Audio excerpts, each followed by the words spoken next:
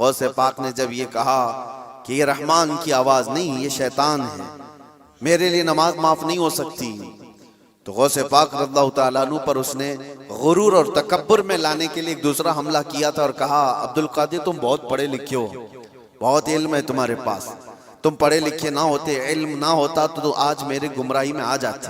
شیطان اپنی اصلی حالت پر آ گیا، کہا ٹھیک ہے تم نے مجھے پہچان لیا لیکن تم بہت پڑھے لکھے ہو، تمہارا علم اتنا ہے کہ تم بچ گئے۔ غوث پاک نے کہا تو دوسرا حملہ کر رہا ہے مجھ پر، میرے علم نے نہیں بچایا، مجھے رب کے فضل نے بچایا۔ یہاں پر بھی آدمی بہک سکتا ہے، اگر ہاں کہہ دیا کہ ہاں میں تو پڑھا لکھا ہوں، میں بہت علم والا ہوں، اسی لیے بہت سارے علم والے بھی بھسم ہو گئے، علم والے بھی بہک گئے۔ علم کے ساتھ رب کا فضل ہے تو پھر وہ بچ جاتا ہے۔ میرے عزیزو، عرض یہ کرنا ہے کہ حضور پاک صلی اللہ علیہ وسلم کی شریعت کو چھوڑ کر کے کوئی ولی نہیں ہو سکتا۔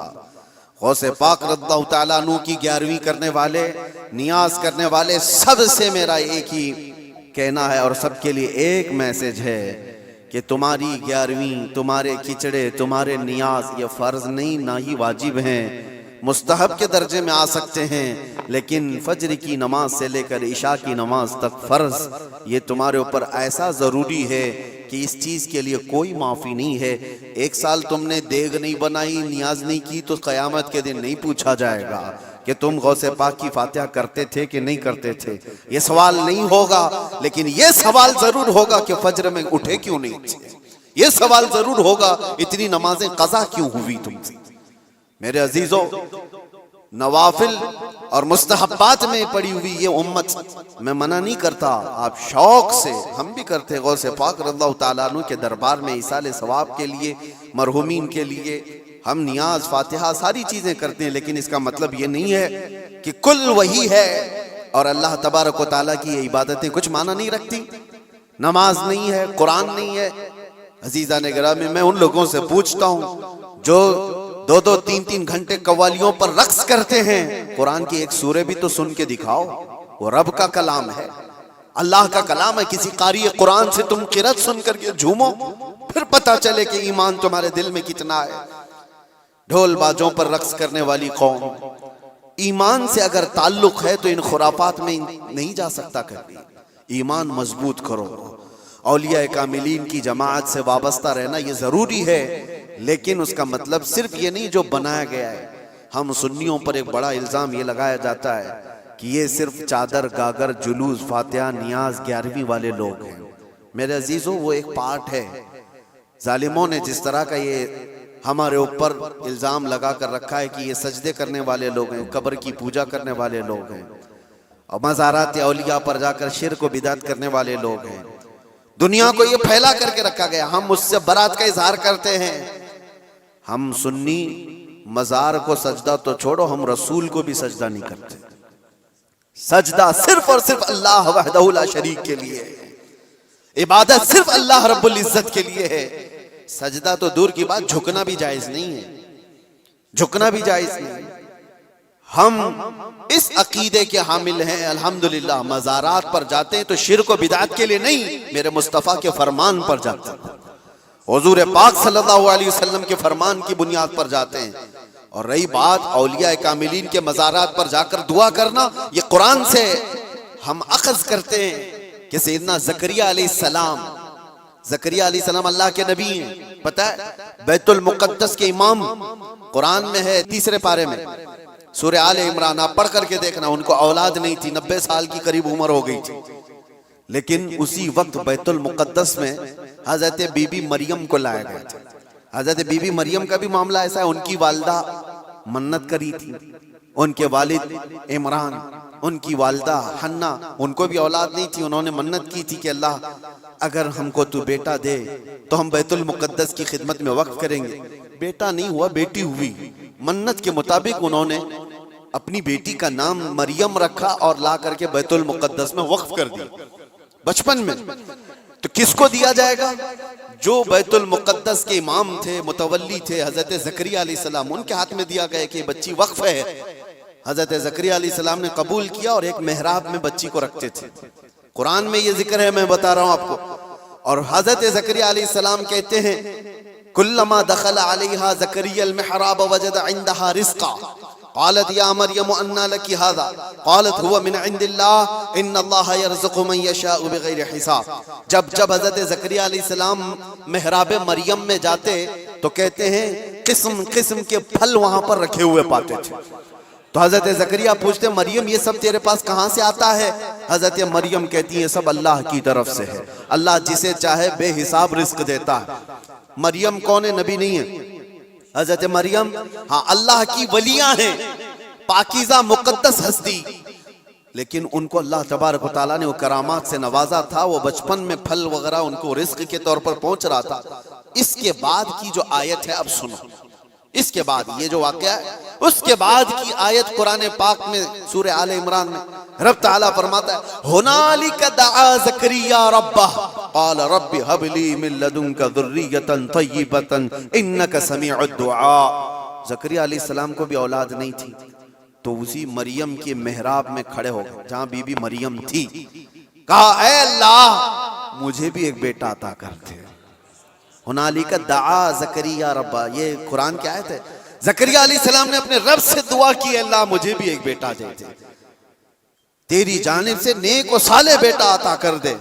اب یہ دعا تو ہو گئی اور قرآن میں اس کے فوراً بعد آیت ہے فنادته الملائکة وهو قائم يصلي في المحراب ان اللہ یبشرک بیحییٰ. اسی وقت اللہ کے فرشتوں نے بشارت دے دی زکریا علیہ السلام کو تمہاری دعا قبول ہو گئی اور یحییٰ علیہ السلام کی شکل میں تمہیں بیٹا ملنے والا ہے. اتنی تیز دعا. اب میں آپ کو بتاتا ہوں یہ آیت میں کیوں پڑھ رہا ہوں اور کیوں آپ کے سامنے رکھ رہا ہوں. زکریا علیہ السلام خود اللہ کے نبی اور جہاں کے امام ہے وہ بیت المقدس ہے، دنیا کا سب سے مقدس ترین مقام. اس وقت بیت المقدس میں حضرت زکریا علیہ السلام جہاں عبادت کرتے تھے وہیں پہ دعا بھی تو کر سکتے تھے، وہیں پر دعا کر سکتے تھے، لیکن قرآن یہ کہتا ہے وہ محراب مریم میں آ کر کے دعا کر رہے ہیں. محراب مریم میں جہاں بی بی مریم بیٹھی وہاں دعا کر رہے ہیں. اس سے پتہ یہ چلتا ہے کہ اللہ کے صالح بندے جہاں ہوتے ہیں وہاں سے دعائیں قبول ہوتی ہیں. پتہ چلا جہاں نیک و صالح اللہ کے ولی رہا کرتے ہیں وہاں سے جب نبی کی دعا قبول ہوتی ہے تو پھر امتی کی کیوں نہیں قبول ہوتی. اور فوراً دعا قبول ہوئی اور بیٹا بھی ملا. اب یہ لوگ کہتے ہیں غریب نواز کے یہاں جاتے ہیں تو کیا بیٹا ملتا ہے؟ بیٹی ملتی ہے، اولاد مانگنے جاتے ہیں.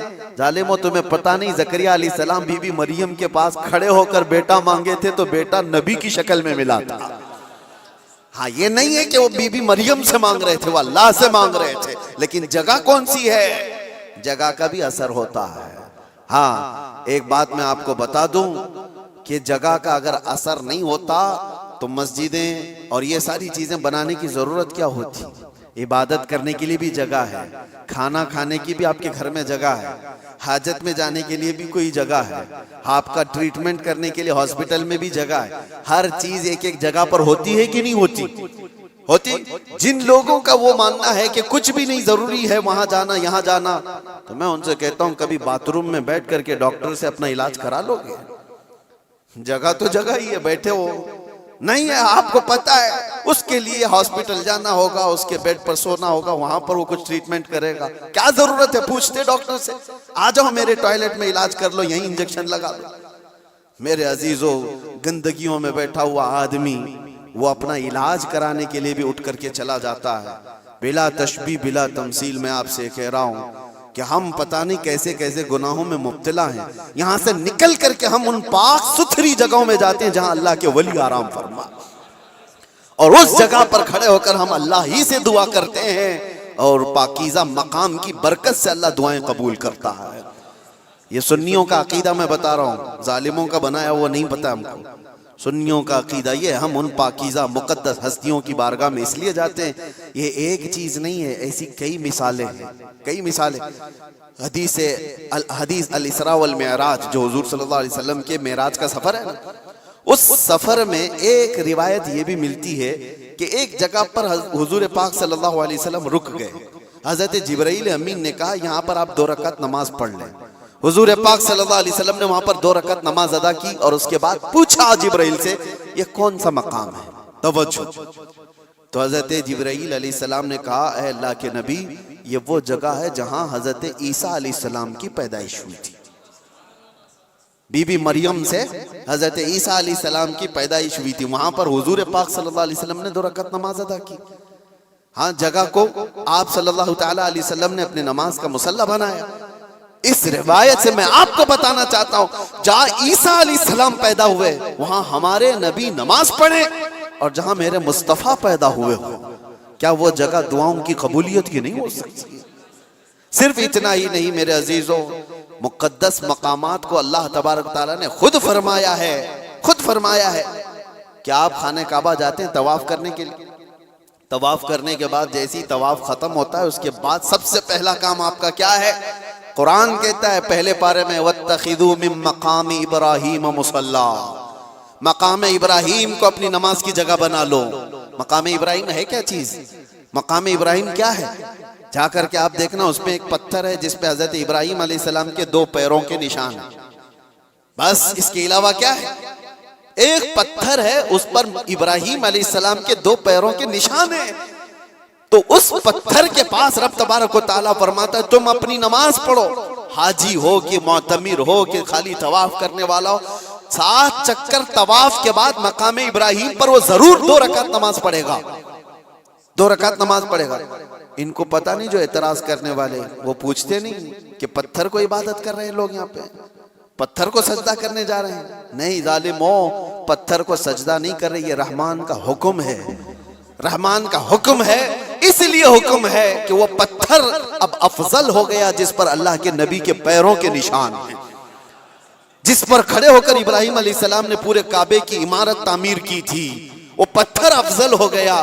اب آپ سوچو پتھر کھڑے ہونے والے نبی کی وجہ سے افضل ہے تو پھر وہ نبی کتنے افضل ہیں. ہاں ان کے قدم کتنے افضل ہیں. ہم تبرکات والے لوگ ہیں اس لیے ہم ان کی نہیں مانتے. ہم تو چھوٹی سی بھی کوئی چیز نسبت کی ملتی ہے تو ہم اس کو احترام سے سر آنکھوں پر رکھتے ہیں.